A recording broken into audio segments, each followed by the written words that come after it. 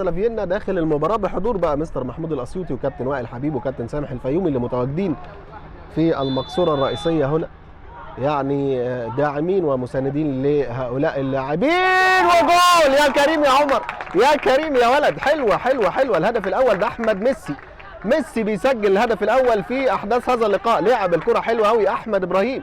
احمد ابراهيم ميسي بيسجل الهدف الاول لصالح نادي لافيينا في مباراه اليوم. يا ولد يا احمد يا ابراهيم، برافو يا ميسي. والهدف الاول لعبها بشماله جميله جدا، ركله حره مباشره من ناحيه اليمين.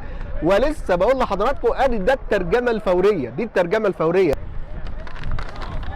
لافيينا اللي متقدم بهدف مقابل لا شيء، وساعتها المهاجم هيبقى هو اللي جايب وشه، هيقدر ان هو يسجل. يعني تتلعب الكره عرضيه. يا ولد يا ميسي، يا ولد يا ميسي، النهارده يومك يا ابني، النهارده يومك يا ابني، النهارده يومك والله.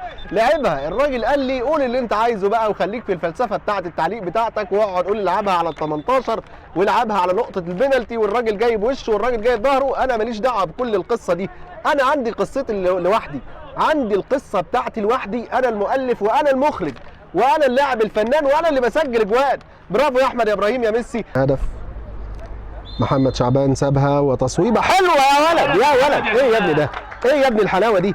جول حلو قوي. زياد حمد الله، زياد مارو بيسجل هدف حلو قوي قوي قوي. زياد حمد الله، برافو يا زياد يا حمد الله، حطها جميله جدا وهدف رائع وهدف جميل. وحمد لله بالسلامه يا حمد الله. زياد بيسجل هدف جميل جدا في الوقت الضايع، ويعني بيسجد شكرا للمولى مع زملائه. زياد حمد الله بيسجل هدف، والله الله الله عليك يا حمد الله. هدف حلو قوي، هدف جميل. ومحمد جمال توقع جول للأمام.